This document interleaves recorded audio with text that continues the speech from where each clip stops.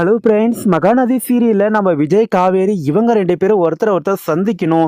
அதே சமயம் நம்ம காவேரிக்கு பழைய ஞாபகங்கள்லாம் திரும்பி வரணும் அப்படின்னு நினைக்கிறவங்கலாம் இந்த வீடியோக்கு ஒரு லைக் பண்ணிக்கோங்க.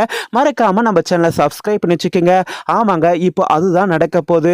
நம்ம காவேரி விஜய் இவங்க ரெண்டு பேரும் ஒருத்தர் சந்திக்கிறாங்க. அப்படி சந்திக்கும் போது நம்ம விஜய்க்கு வந்து பழைய ஞாபகங்கள்லாம் இருக்கும். காவேரி இன்னும் இறந்து போகலை, அவள் உயிரோடு தான் இருக்கிறா அப்படின்ற ஒரு நினைப்பில், காவேரி நீ எப்படி இருக்கிற, எங்கே இருந்த, நீ இறந்து போயிட்டு தான் இல்லை எங்கிட்ட சொன்னாங்க அப்படின்னு சொல்லிட்டு நம்ம விஜய் வந்து காவேரி கிட்ட பேச போக, இவரு நம்ம கனவுல வந்த ஒரு மாதிரியே இருக்கிறாரு, இவருக்கும் நமக்கு என்ன சம்மந்தம், இவர் பல நாள் நம்ம கிட்ட பழகின மாதிரியே பேசுறாரு, அதுவும் உரிமையோட காவேரி காவேரின்னு சொல்றாரு, இவரை இப்போதானே நம்ம முதல் தவிர பார்க்குறோம், இவரை கனவுல தானே நம்ம பார்த்துருக்குறோம் அப்படின்னு சொல்லிட்டு நம்ம காவேரி வந்து விஜய் வந்து அவாய்ட் பண்ணிட்டு இருக்க.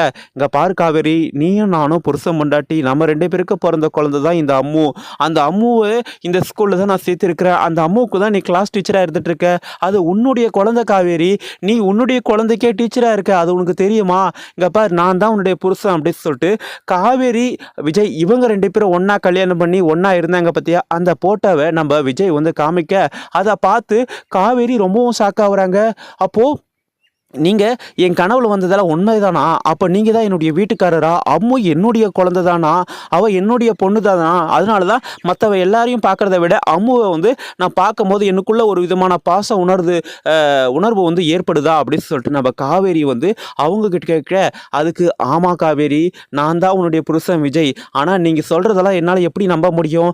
நீங்கள் ஏதாவது ஒரு ஆப்பெல்லாம் ரெடி பண்ணி ஃபோட்டோலாம் எடிட் பண்ணி கொண்டு வந்து காட்டினாக்கா நான் எப்படி நம்புறது அப்படின்னு சொல்லிட்டு நம்ம காவேரி சொல்ல, இல்லை காவேரி, நான் சத்தியமாக சொல்கிறேன், என் பொண்ணு அம்மு தான் என்னுடைய உசுறு.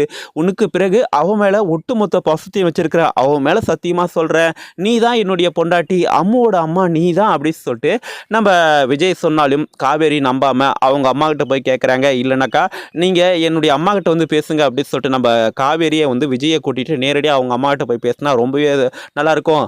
அத்தை, நீங்கள் எங்கே இருந்தீங்க இவ்வளோ நாளா? நீங்கள் காவேரி இறந்து போயிட்டதால எங்கிட்ட சொன்னீங்க, இப்போ பார்த்தா காவேரி உசுரோடு இருக்கிறா, காவேரி என்னை பார்த்து யாருன்னே தெரியலன்னு சொல்கிறா, என்ன அத்தை நடக்குதுங்க?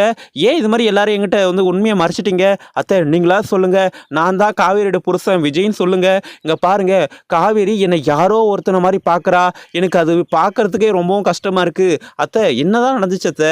நீங்கள் எங்கிட்ட காவேரி உசுரோடு இல்லை இறந்து போயிட்டதால சொன்னா, குழந்தை பிறந்த உடனே காவேரி இறந்துட்டதால சொன்னீங்க, ஆனால் இப்போ காவேரி உசுரோடு இருக்கிறாளையே, ஏன் இது மாதிரி எனக்கு துரோகம் பண்ணிட்டீங்க?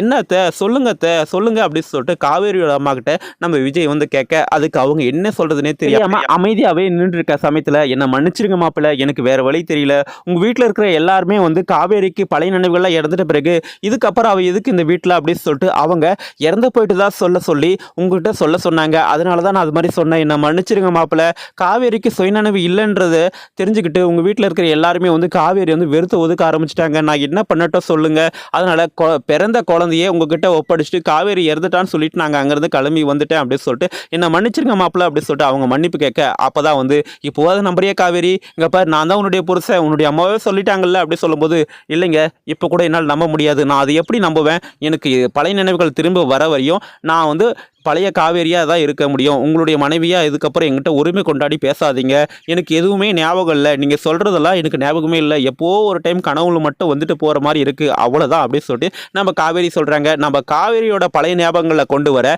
நம்ம விஜய் என்னெல்லாம் பண்ண போகிறாரு சொல்லிட்டு உங்களுக்கு எதுவும் கருத்து இருந்தால் கமெண்ட் பண்ணுங்கள். அதுக்கு கூட நம்ம சேனலுக்கு இப்போ தான் முதல் முறையாக வரீங்கன்னா சப்ஸ்கிரைப் பண்ணிக்கோங்க. தேங்க்ஸ் ஃபார் வாட்சிங். நன்றி.